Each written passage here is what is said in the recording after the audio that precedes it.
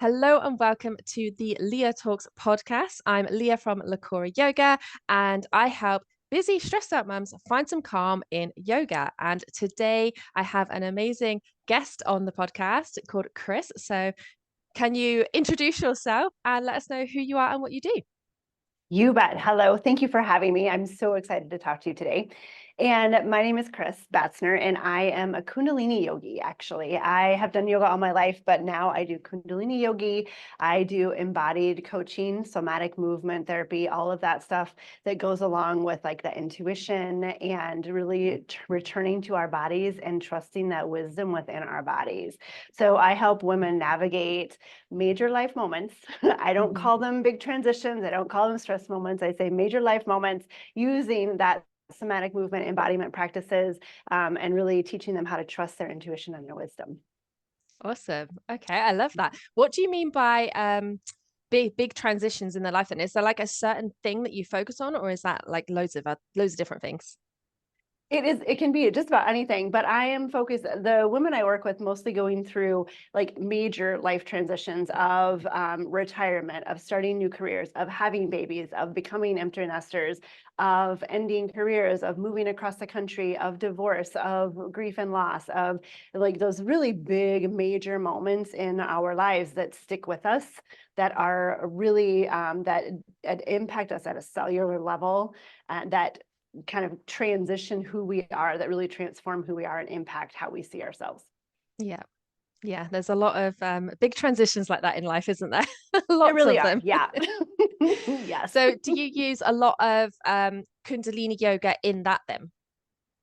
Yes, I do. You know, Kundalini is a beautiful practice. It's a feminine practice. It's that Shakti energy to that Shiva. And so, with that, we really get to play in the energies of intuition, of expression, of fluidity, of really feeling into the body. And when we are stressed and we go through these major life moments, these transitions, we stop paying attention to our body.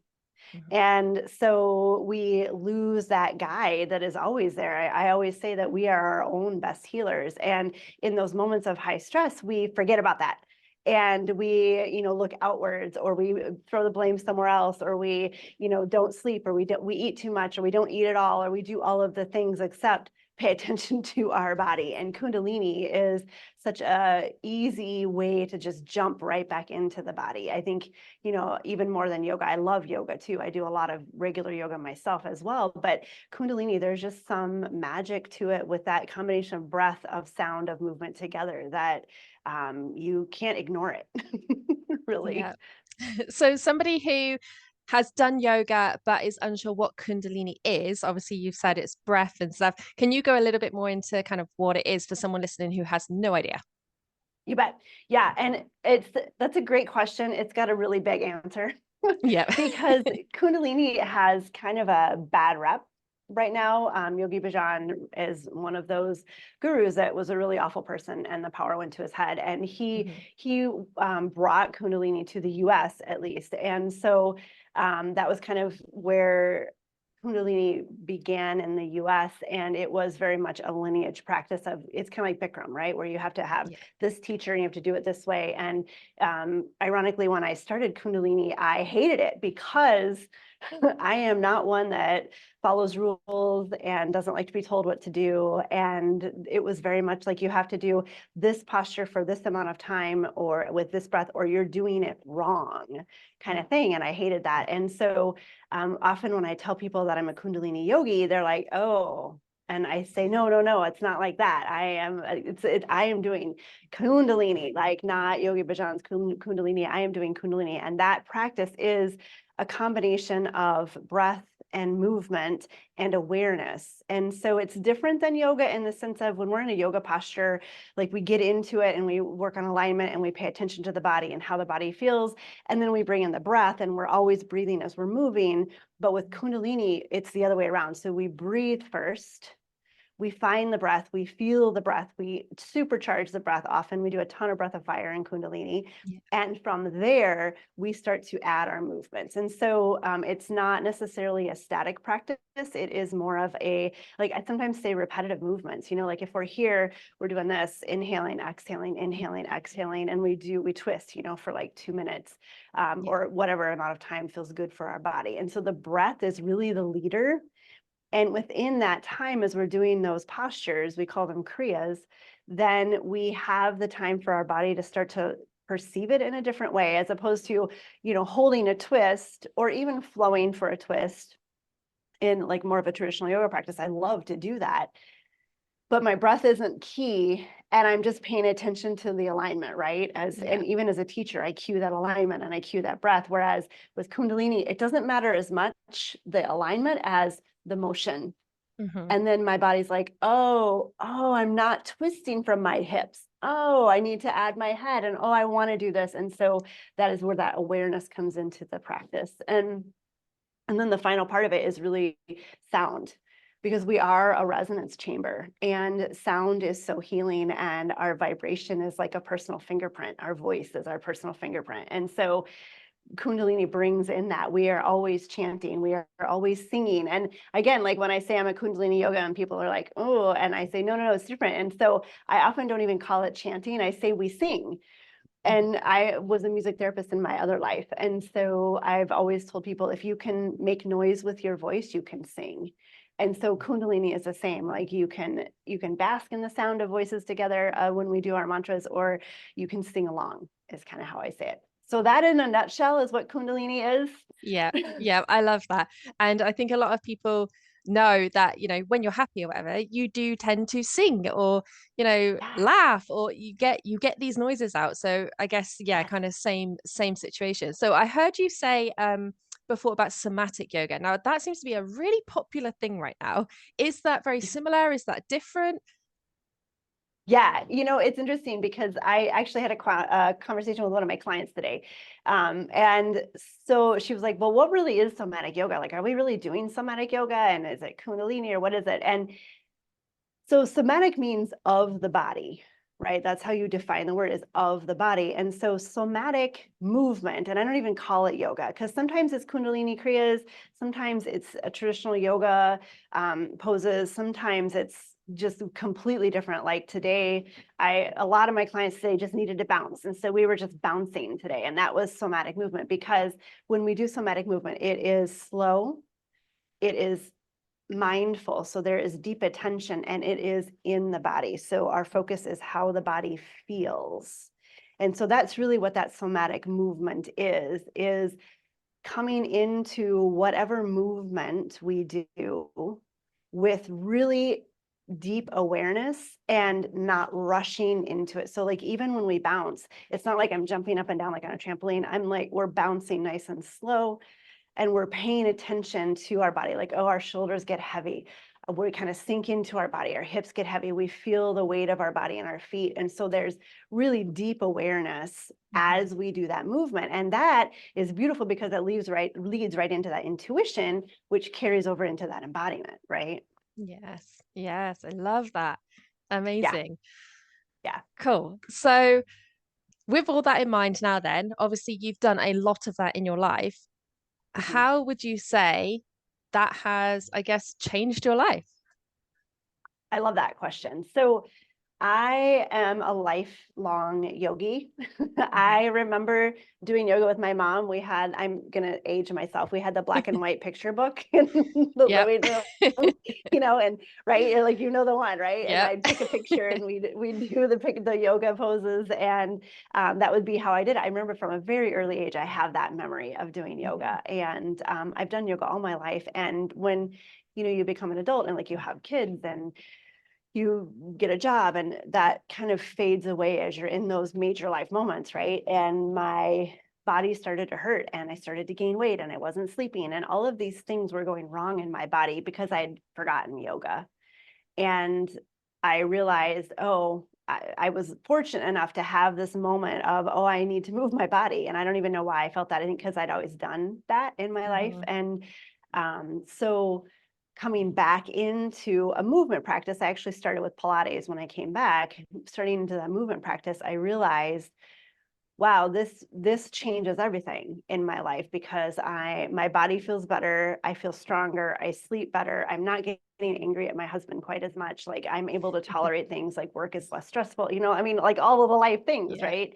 And so going back into that, it was like I came home to my own body in that moment. And so, I wouldn't say that there's necessarily one moment where yoga was like, oh, this is it, other than just having that coming home moment to it. And now I've had that since I was in my, mid 20s, early 30s. And now I've had many other major life moments. I ended a career and we moved across the country away from family and I had a baby and, all of those things that are beyond stressful and no supports other than your, nuclear family that you move with. And yoga really was what got me through that because I could get on my mat and I could breathe and I can check in with myself. And, this is the time that I can really pay attention to what is on my mind, what's bothering me, what I need, how I'm going to react to the situation. And that just is that safe space. And so I've had that experience with that awareness now that it's like, oh yeah, like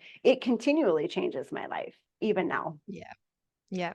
And I know that you are a parent, aren't you? So, Yeah. um, what would you say, like, how do you feel like that has affected your parenting? Because I know for me, yoga helps me massively deal with stress Yeah. and tantrums and everything else that goes along with it.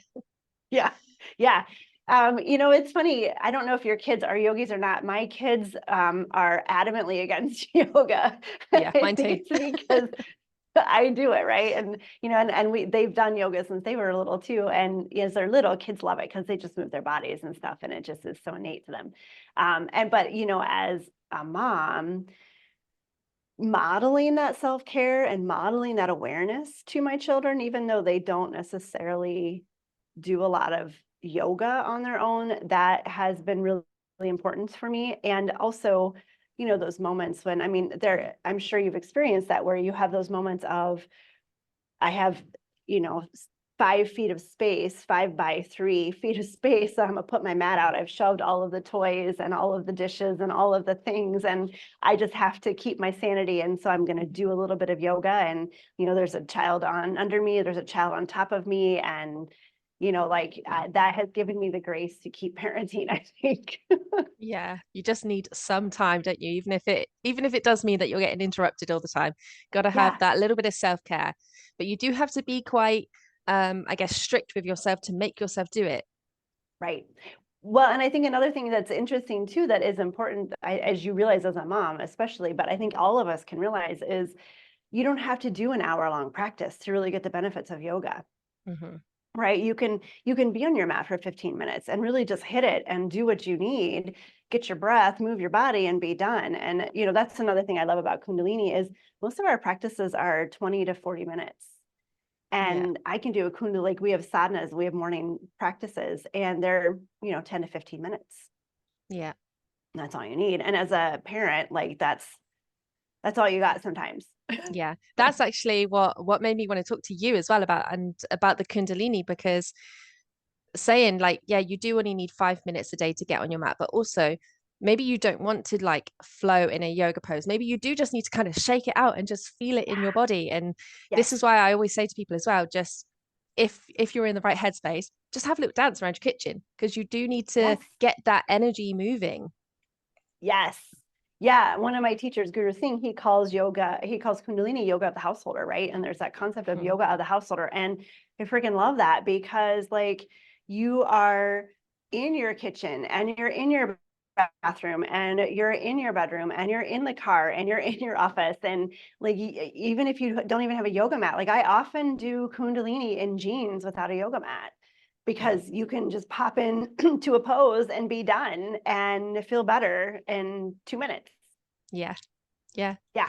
I love that. Love it. Yes, Awesome. yes, yes. So if you had three pieces of advice for somebody who is maybe struggling with self-care and life and everything that you work with, what three pieces of advice would you give them?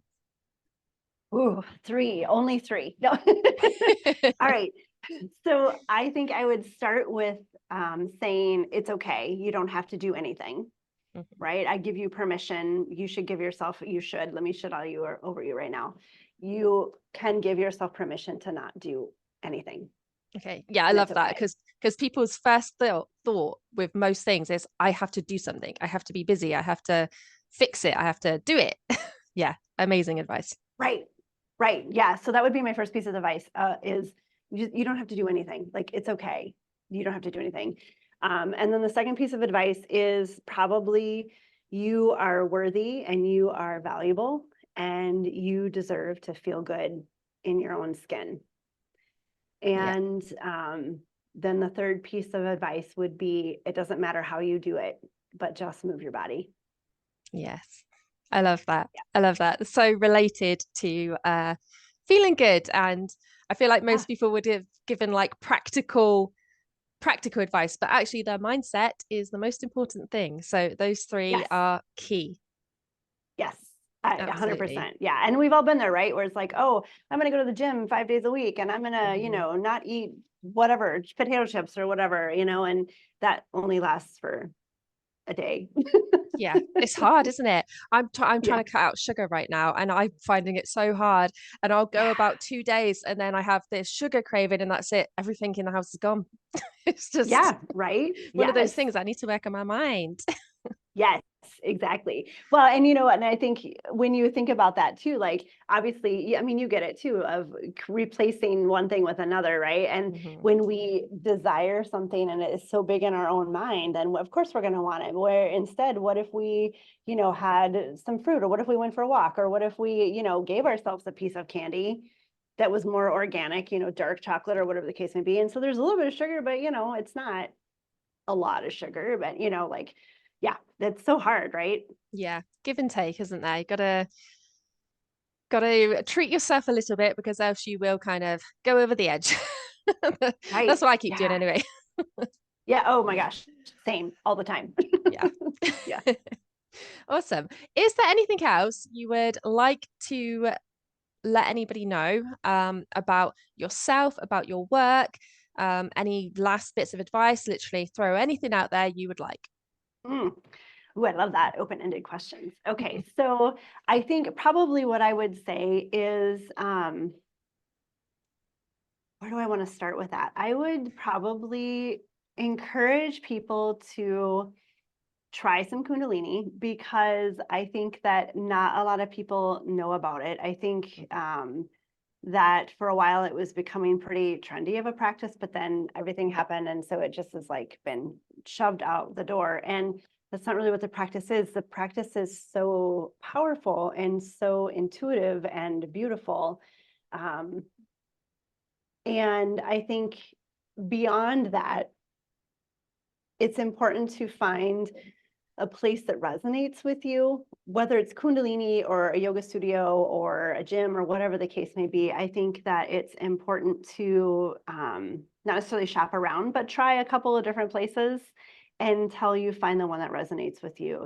Like I said, with my own Kundalini practice, I hated it the first time because it was like, yeah, I had to follow the rules, and I am definitely not a rule follower. And so but there was something about it that just really drew me. I think it was that sound, the singing, and the movement was so different, and it felt so powerful. I mean, like you feel different in your body and in your mind when you're done with Kundalini, that it kept drawing me back. And so I did. I had to try a couple different teachers, and especially with Kundalini, it's hard to find in places. And so that's one of the reasons why I do it online, is because that way I can reach anybody anywhere. I Yeah. mean, we're across the sea. And so the fact that I set my intention for my business to create worldwide community around the practice of Kundalini, Yeah. because That's awesome everybody. because sorry, I was gonna say if people didn't know where to practice, they could practice with you online. Yeah.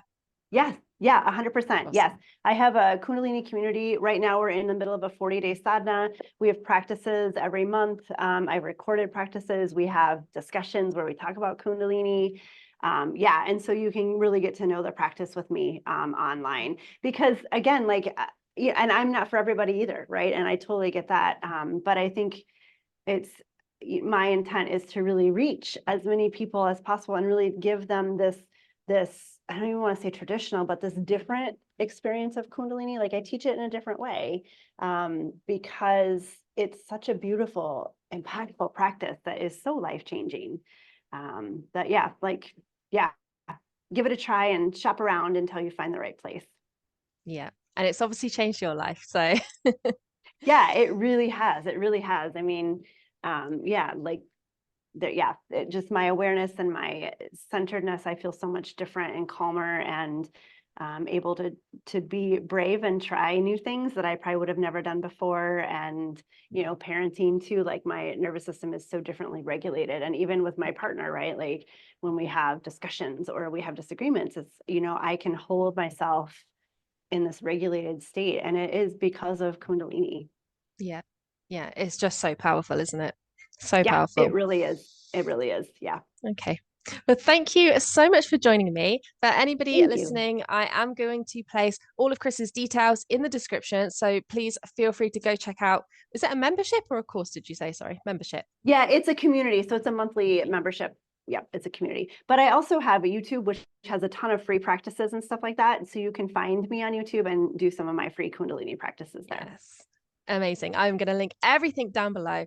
So thank you so much for listening. Please feel free to go and follow Kris on all social medias and check out all the links down in the description. Thank you so much, Leah. Thank you.